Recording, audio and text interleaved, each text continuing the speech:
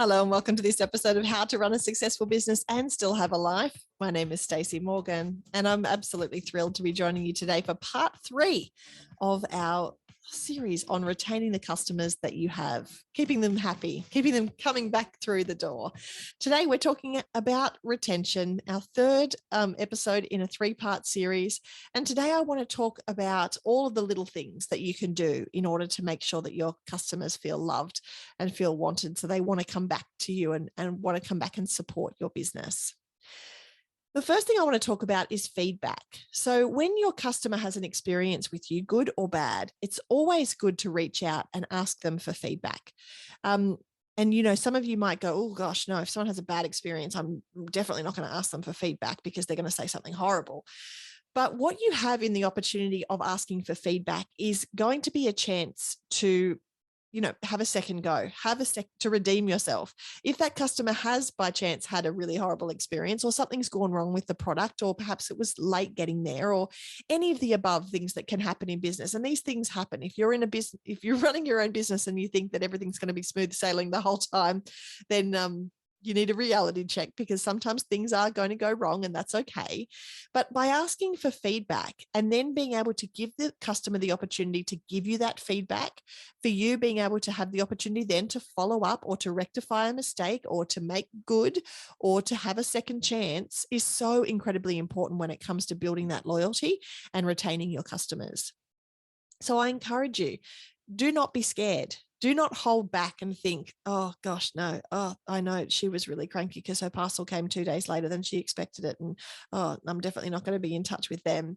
But instead, think about policies and procedures you can put in place and systems that will mean that feedback is encouraged. So at my business, we have Feedback Fridays. We put a poll out on our social media and encourage people to follow a link to give us feedback, so that we can then go and make our business better for the next customer that comes through the door, but also so that we can have the opportunity to rectify an issue or for a customer to feel heard in that moment, so that we can then make those improvements and get ourselves to a position where hopefully everybody is kind of leaving our doors, feeling good about the experience, even if their initial experience that they had wasn't 100%. So I really encourage you not to be afraid of feedback.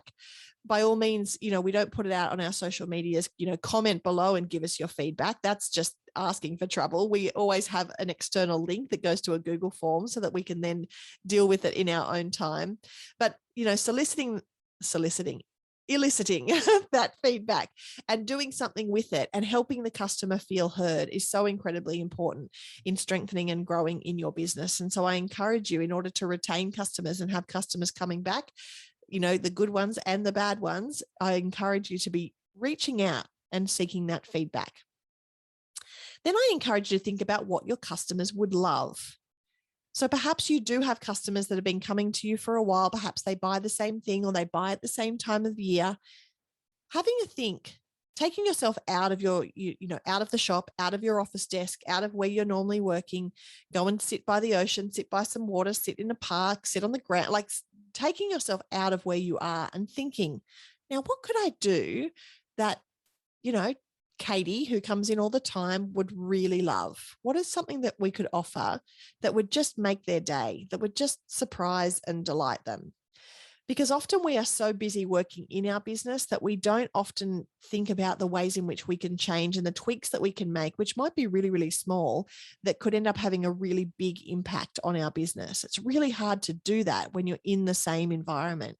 I know we go on a family holiday to Queensland every year at the same time of year, and I love it because I know that at some point during that trip, I am going to have a mind-boggling idea of some kind, or I'm going to think about things, in my business that I can change. And I know that that trip is coming up every year. And I swear it's because I get out of my comfort zone. I'm completely, I'm out of my state. I'm out of my house. I'm out of work. And my brain just has the opportunity to work in a really different way. So I encourage you, in order to think about things that your customers are going to love and ways that you can really impress them, take yourself out of your environment. And you don't have to go, and change states. You can just go 5 minutes down the road and park your car in a different position and then think about it. Really take some time, do some brainstorming, do some brain dumping, and figure out, those little things that you could do for your customers that would make a really big difference or would give them a really different experience when it comes to dealing with you. Because often we just get stuck doing the same thing, the same thing all the time. I encourage you to think about ways in which you can give an experience to your customer that is outside the realm of what they already know from you. So is there something that you can do for them that could be linked to your company and linked to your business and linked to the things that they normally purchase from you, but could happen outside the square?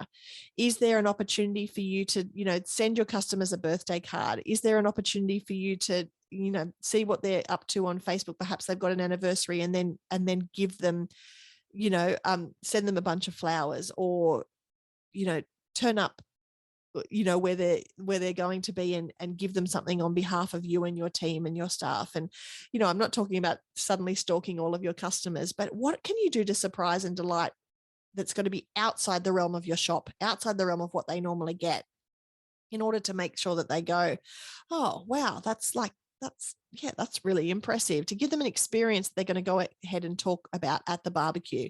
Give them, something else, something new that's completely outside of the scope. I think that's really important. We tend to get really complacent and we think, that customer will be back, when they need, when they run out of whatever they bought the first time. How can we use those in-between moments, in between when they've come in and when we think they're going to come in again, to surprise and delight them in their own world? I think that's something interesting to think about. We give birthday cards out at Port Macquarie Performing Arts, and, for a long time that was my job, and I was handwriting every birthday card. But the way that the business has evolved, that's not my job anymore. That's on somebody else's to-do list. But the surprise and delight I get, but the child also gets, when they come beaming in the door and they say, oh, Miss Stacey, thank you so much for the birthday card. And I have to make sure I'm going, like I'm on and not going, what? What birthday card? Because, it's always signed from all your teachers at Port Macquarie Performing Arts. When they bounce in the door, they've obviously got something in the mail, which is, rare, because, even us as adults now, the things that we get in the mail is normally bills, right? So to get something else in the mail, or for a child to get something in the mail with their name on it, is really, really cool.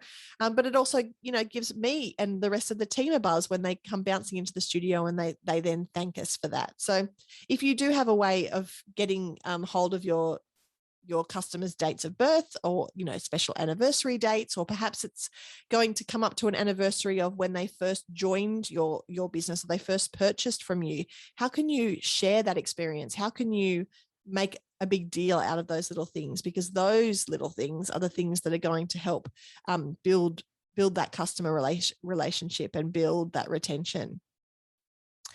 And the final thing I want to talk about today is, flight risks. And this is, normally for customers who have been with you for a little while and customers that you're getting to know. But we think about this a lot in our business, when we have a customer that's been doing a certain amount of classes for a certain amount of time, and then they start to be absent. We are always we have systems and processes to be on top of that, to be able to reach out and check that everything's okay, so that if it is coming to the point where they perhaps don't want to take that class anymore, we have that communication, that back and forth, and we have contingency plans. Okay, maybe this class is no longer for you, but perhaps you want to try this class next time. And I want to kind of get you to think about your customers in terms of that. Is there some, are there customers that you would normally see every Tuesday afternoon and all of a sudden you don't see them anymore? Is there a way to reach out to them? Is there, do you have a record of who, normally comes in once a month, comes in once a year? And if you don't see them for a little while, is there a way that you can send them something in the mail? Perhaps it's a gift voucher, perhaps it's an incentive, perhaps it's a buy two, get one free. Something that you can reach out to reignite that relationship and to kind of make you think, what can I do for this customer to give them an awesome experience? And so that they feel like, oh, hey, oh, yeah, oh, I did just forget about that. Maybe I do need to go back to that shop, or I did forget to order that this year. Maybe I'll put a note in my diary not to forget next year. Just those little moments where you can see people could be a flight risk and could be disappearing off your customer radar. And then could become those customers that you're going to have to start from scratch with. Thinking about those moments and thinking about ways in which you can kind of step into that gap and fill that gap with something that will surprise and delight your customer will go a long way in retaining them. So thinking about all of the things that we've spoken about in the last 3 episodes, talking about retaining your customers, I do hope that you have a list of things that you are going to take away that you can implement right now, because so many of the things that we've talked about are just little things. They're just little things that make little differences.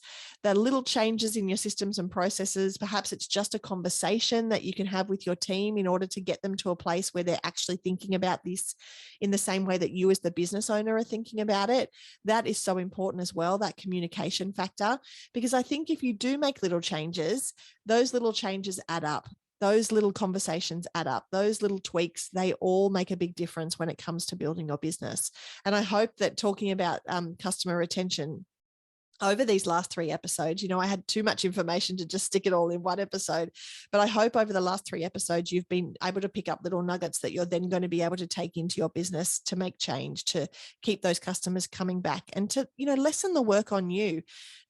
If we make these little changes, then we don't have to do big work in terms of customer acquisition. It's so much easier to do these little things once we've already acquired these customers than it is to start from scratch.